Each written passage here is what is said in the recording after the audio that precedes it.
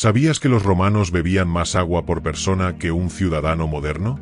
Sin embargo, no tenían grifos ni agua embotellada. Su solución revolucionó la historia de la humanidad. ¿Cómo conseguías agua potable cuando no existía la plomería moderna? Para el romano promedio, la respuesta no era tan simple como abrir un grifo, pero sí increíblemente efectiva. Hoy abrimos el grifo y el agua fluye instantáneamente. Este milagro cotidiano tiene 2000 años de antigüedad y se lo debemos a unos ingenieros que cambiaron el mundo para siempre. Cuando mires la próxima fuente pública o abras la llave de tu casa, estarás experimentando la continuación directa de una de las mayores innovaciones de la antigüedad. Actualmente, 2.500 millones de personas carecen de agua potable segura. Los romanos resolvieron este problema hace 2 milenios con una solución que todavía usamos. Si las historias que el tiempo ha intentado borrar te despiertan tanta curiosidad como a nosotros, te invito a suscribirte ahora mismo. Cada semana revelamos misterios ocultos, personajes olvidados y verdades que transforman la forma en que entendemos nuestro pasado. Dale like si quieres seguir explorando juntos. Ahora sí, sigamos con la historia. El agua era sagrada para los romanos.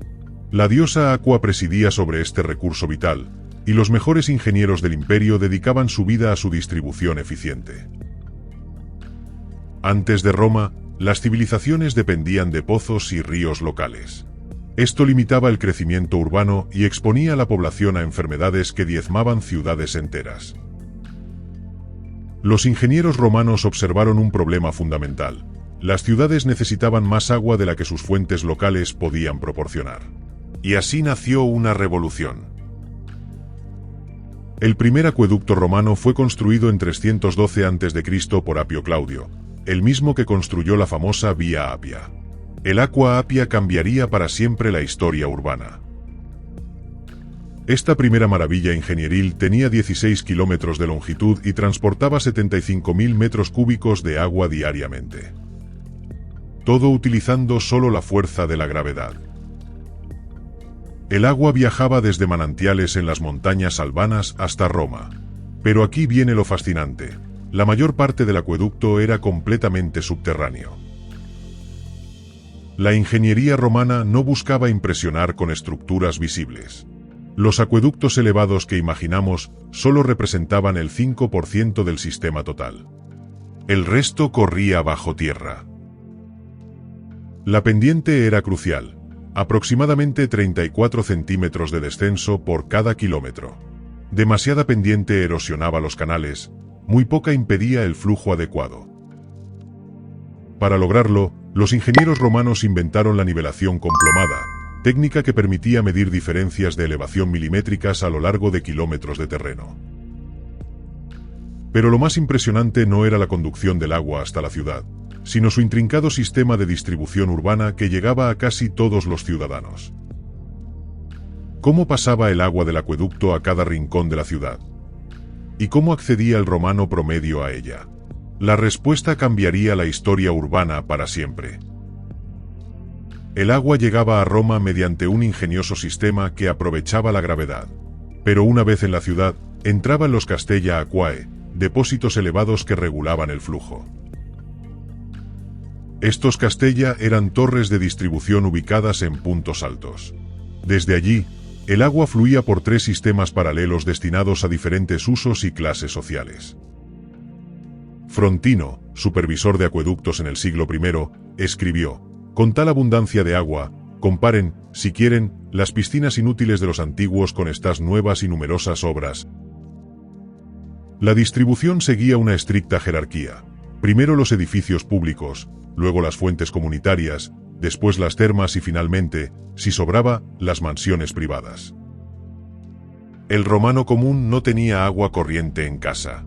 Para sus necesidades diarias, acudía a las fuentes públicas o lacus, distribuidas estratégicamente en cada barrio de la ciudad. Roma imperial tenía más de 1.350 fuentes públicas, garantizando que ningún ciudadano caminara más de 50 metros para conseguir agua fresca y limpia cada día. Los aquarii eran trabajadores especializados que mantenían todo el sistema. Tenían tanto prestigio que estaban exentos del servicio militar y otros deberes cívicos. El plomo era usado para tuberías menores, creando una red subterránea inmensa. Los romanos conocían sus peligros, pero lo usaban por su maleabilidad y resistencia a la corrosión. Marco Vitruvio, arquitecto romano, advirtió en su De Architectura: el agua que fluye por tuberías de plomo no debe usarse, pues el plomo parece producir cerusa, dañina al cuerpo. Sin embargo, el agua fluía con tanta rapidez y dejaba tal capa de caliza en las tuberías que el contacto con el plomo era mínimo, un detalle que los ingenieros habían previsto. En su apogeo, Roma tenía 11 acueductos principales que suministraban 1 millón de metros cúbicos diarios, equivalente a unos 1000 litros por habitante al día. Comparemos. Hoy, la ciudad de Nueva York proporciona unos 450 litros por habitante diariamente. Los romanos duplicaban esa cantidad hace 2 milenios. El sistema era tan eficiente que permitió a Roma alcanzar 1 millón de habitantes, una cifra que ninguna ciudad europea volvería a lograr hasta Londres en el siglo XIX. Este suministro abundante permitió el desarrollo de una cultura del agua sin precedentes. El baño diario, considerado un lujo en otras civilizaciones, era normal en Roma. Pero este sistema maravilloso enfrentó un grave desafío: el mantenimiento. Con miles de kilómetros de canales, cualquier grieta o sedimentación podía interrumpir el suministro. Las fugas y el robo de agua se convirtieron en problemas serios. Los romanos ricos sobornaban a los aquarii para obtener conexiones ilegales a sus villas, alterando el equilibrio.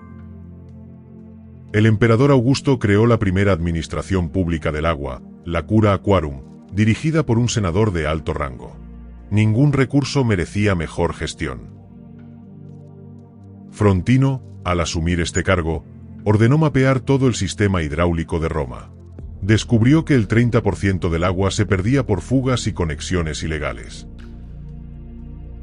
El modelo romano se exportó a todo el imperio.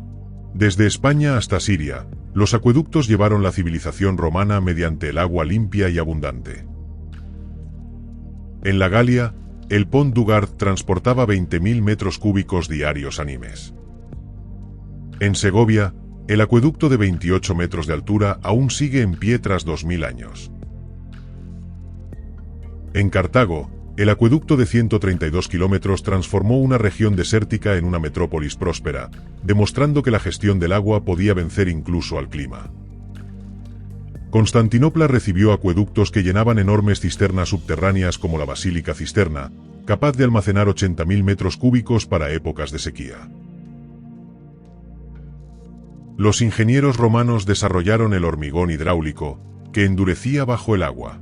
Este invento, perdido durante siglos, no fue igualado hasta la era moderna. Las tuberías de cerámica se fabricaban en serie, con medidas estandarizadas. Para unirlas, utilizaban una mezcla de cal y aceite de oliva que creaba sellos impermeables. En las termas públicas, el agua se calentaba mediante hipocaustos, sistemas de calefacción bajo el suelo. El vapor circulaba por conductos en las paredes, creando el primer spa. El agua no solo servía para beber o bañarse. Los romanos crearon el primer sistema de irrigación a gran escala, transformando regiones áridas en prósperos centros agrícolas. El verdadero desafío apareció con el declive del imperio. Sin mantenimiento constante, los acueductos comenzaron a acumular calcio y sedimentos que obstruían el flujo. Las invasiones bárbaras apuntaban estratégicamente a los acueductos. Cortar el agua a una ciudad romana era más efectivo que cualquier asedio directo a sus murallas. Durante el sitio de Roma por los godos en 537 después de Cristo, Vitiges ordenó cortar todos los acueductos. Sin agua, la población de Roma cayó de 1 millón a apenas 30.000 habitantes. Un dato sorprendente: cuando un acueducto se rompía, los romanos desviaban temporalmente agua a acueductos alternativos mediante sifones presurizados, otra innovación suya. Las fuentes romanas usaban el principio de vasos comunicantes, permitiendo que el agua subiera hasta su nivel original. Estos conceptos hidráulicos se perdieron por 1000 años. La caída del sistema de agua romano marcó el inicio de la Edad Media, una época donde el agua potable volvió a ser un lujo y las epidemias diezmaron Europa durante siglos. Contrario a la creencia popular, no todos los romanos tenían acceso igual al agua.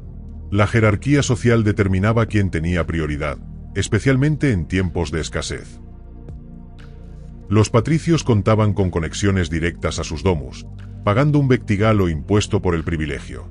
La cantidad se determinaba por el diámetro de la tubería conectada. Algunos historiadores argumentan que el plomo en las tuberías romanas pudo causar envenenamiento crónico, contribuyendo a la caída del imperio. ¿Fue el agua su perdición? Sin embargo, estudios recientes de esqueletos romanos muestran niveles de plomo similares a los actuales. El agua calcárea formaba una capa protectora dentro de las tuberías. Otros señalan que Roma nunca resolvió el problema del agua residual. Sus cloacas vertían directamente a los ríos, contaminando las fuentes de agua de ciudades río abajo. La cloaca máxima, el sistema de alcantarillado de Roma, era una maravilla técnica que limpiaba la ciudad, pero creaba problemas ambientales que los romanos no podían imaginar. La controversia sobre el acceso al agua también existía entonces. Se documentaron revueltas cuando el emperador Calígula desvió agua de las fuentes públicas para sus jardines. Otra visión controvertida.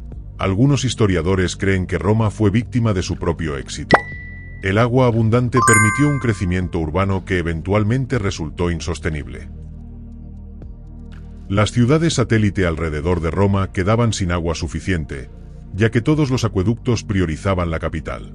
Esto creó tensiones regionales significativas. Los romanos consideraban vergonzoso cobrar por el agua, que veían como un regalo de los dioses. En contraste, hoy es principalmente una mercancía administrada por corporaciones. Documentos de la época muestran quejas frecuentes sobre la calidad del agua. Las fuentes alejadas de los Castella recibían agua con más sedimentos y menos presión. Frontino describe operativos para desmantelar redes de agua negra, organizaciones criminales que robaban agua pública para venderla o desviarla a propiedades de la élite. Los manuscritos de Plinio el Viejo cuentan que algunas fuentes de agua eran consideradas medicinales. Los ricos viajaban a ciertos acueductos por sus supuestas propiedades curativas. Las pruebas arqueológicas revelan que la gestión del agua creó su propia burocracia, con miles de funcionarios dedicados exclusivamente a mantener el sistema funcionando. El dilema fundamental, ¿era el sistema romano verdaderamente sostenible? Dependía totalmente del trabajo constante de mantenimiento y una autoridad central fuerte para funcionar. Cuando el imperio se fragmentó, nadie pudo mantener esta infraestructura compleja. El conocimiento técnico se perdió, y Europa retrocedió 1000 años en gestión hídrica.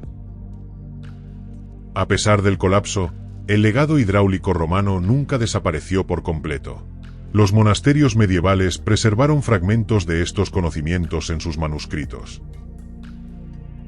En el mundo islámico, ingenieros árabes estudiaron y mejoraron las técnicas romanas, desarrollando sistemas de distribución de agua que revitalizaron ciudades como Córdoba.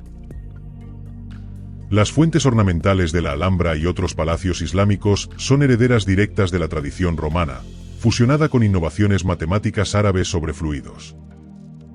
Durante el Renacimiento, arquitectos como Brunelleschi redescubrieron los textos de Vitruvio sobre hidráulica romana, inspirando las primeras mejoras de agua urbana en siglos. Leonardo da Vinci estudió obsesivamente los acueductos romanos, diseñando canales para Milán directamente inspirados en la antigua tecnología romana, adaptada a nuevos materiales. La cultura del baño público, tan central en Roma, resurgiría transformada en los hammams del mundo islámico y siglos después, en los balnearios europeos del siglo XIX. Cuando Londres enfrentó epidemias de cólera en el siglo XIX, los ingenieros victorianos estudiaron documentos romanos para diseñar sistemas de agua y alcantarillado modernos.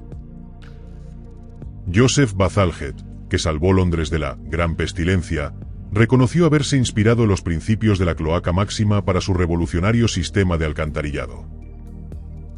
En Estados Unidos, los constructores del acueducto de Nueva York en 1842 siguieron explícitamente principios romanos, creando una pendiente constante desde los montes Catskill. Las ciudades coloniales españolas en América heredaron la tradición romana. Acueductos como el de Querétaro en México o el de Segovia permanecen como testimonio vivo.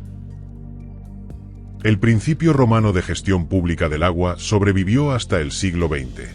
Fue solo recientemente que muchas ciudades privatizaron un recurso que Roma consideraba derecho básico. En 1912, la apertura del acueducto de Los Ángeles fue comparada con los logros romanos. Un periódico tituló: "Los ingenieros modernos igualan finalmente a los antiguos romanos". Irónicamente, muchas ciudades modernas tienen peor acceso al agua potable que la Roma antigua. La OMS estima que 2.000 millones de personas carecen de agua potable segura. El concepto romano de un mínimo de agua garantizado para cada persona ha inspirado las modernas declaraciones de Naciones Unidas sobre el derecho humano al agua potable. Hoy, los ingenieros estudian cómo los romanos mantenían sus acueductos sin productos químicos modernos, buscando alternativas sustentables para nuestros sistemas de agua actuales. El legado más duradero quizás sea arquitectónico. Los arcos de medio punto que sostenían los acueductos elevados se convertirían en elemento esencial de la arquitectura occidental. En Roma actual, algunas fuentes todavía son alimentadas por acueductos antiguos. La Fontana di Trevi recibe agua del Aqua Virgo, restaurado por el Papa Nicolás V en el siglo XV.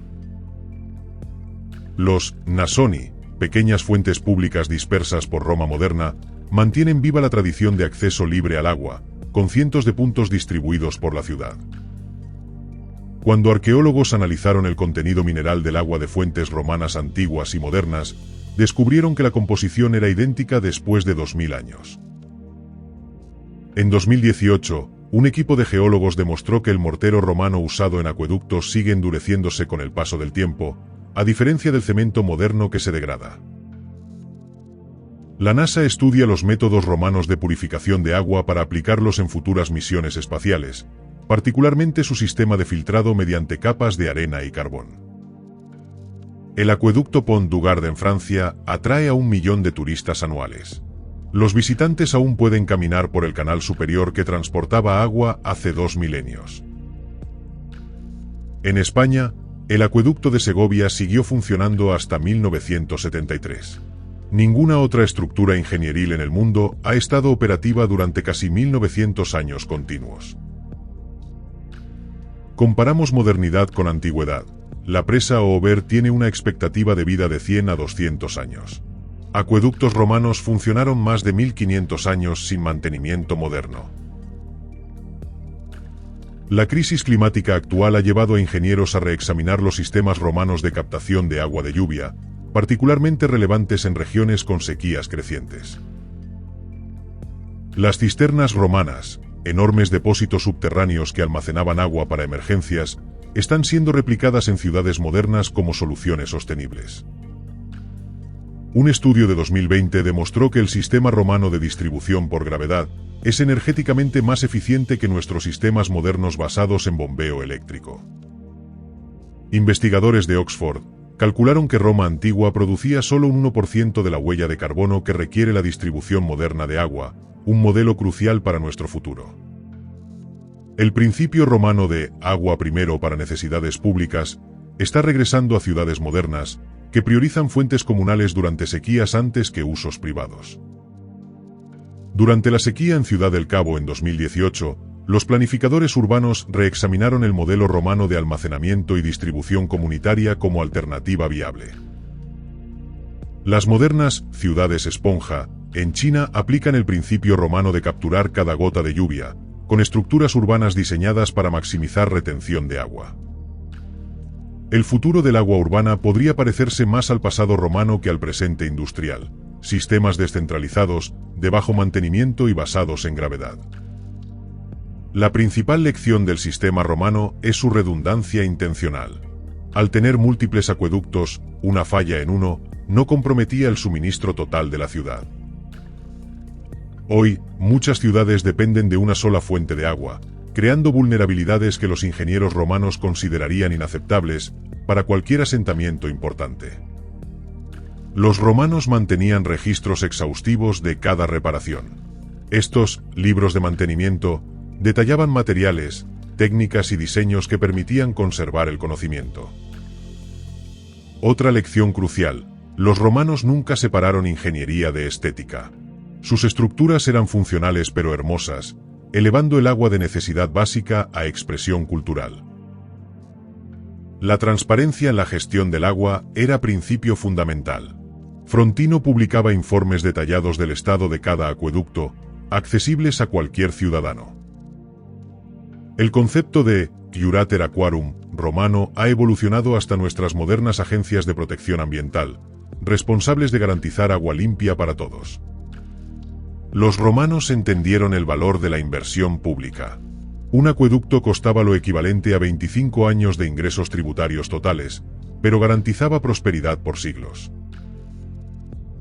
Cada nueva colonia romana priorizaba el acueducto, incluso antes que murallas defensivas, entendiendo que una población con agua limpia era fundamental para la estabilidad. En las termas, todas las clases sociales se mezclaban. Este concepto de agua como igualador social persiste en las modernas playas públicas y piscinas municipales. Los calendarios romanos marcaban los Dies Aquarum, días dedicados a ceremonias de purificación y mantenimiento de acueductos, reconociendo la dimensión espiritual del agua. Cada fuente romana tenía una divinidad asociada. Esta conexión entre agua y espiritualidad persistió en las fuentes europeas posteriores dedicadas a santos cristianos. El agua romana nunca era estancada. Los ingenieros diseñaban sistemas para mantenerla en constante movimiento, principio que la ciencia moderna confirma como crucial para la salud. Los análisis arqueológicos de sedimentos en tuberías romanas muestran menos bacterias que en muchos sistemas modernos, gracias a sus materiales naturales y constante flujo. Un paralelismo sorprendente. Tanto Roma como nuestras ciudades enfrentan el dilema de infraestructura envejecida. Las tuberías modernas tienen vida útil mucho menor que las romanas.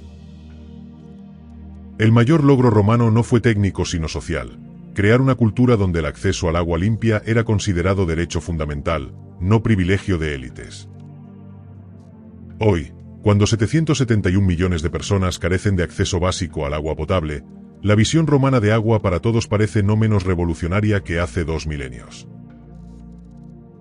El sistema de agua romano transformó ciudades desérticas en metrópolis, permitió densidades poblacionales sin precedentes y estableció estándares de higiene que salvarían millones de vidas.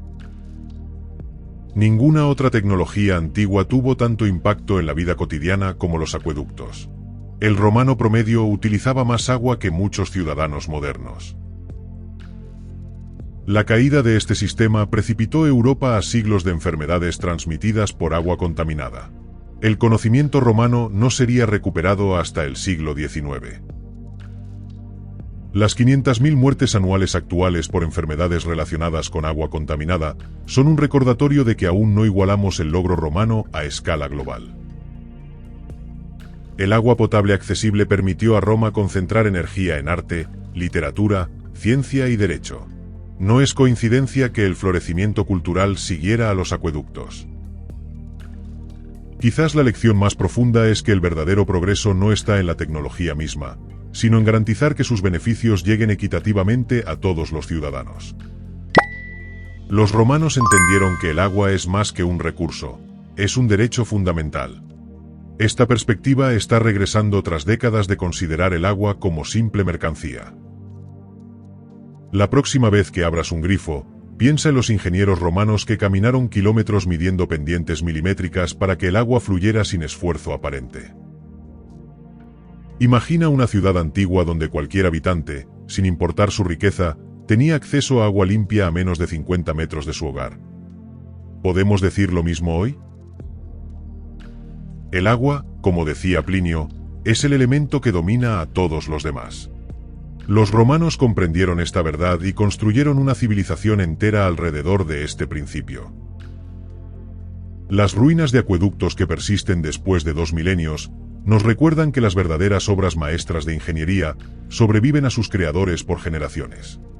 Si hay una lección que podemos aprender del agua romana, es que la verdadera riqueza de una sociedad no está en el oro acumulado, sino en los recursos vitales compartidos.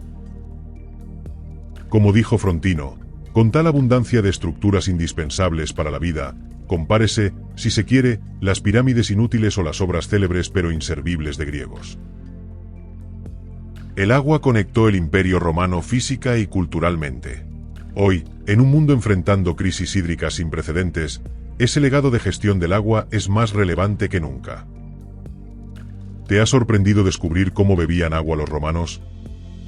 Comparte este video para que otros descubran este fascinante capítulo de ingeniería que cambió la historia humana. Y no olvides suscribirte para más historias que te mostrarán cómo el pasado sigue fluyendo hacia nuestro presente, tan constante e inevitable como el agua de un acueducto romano.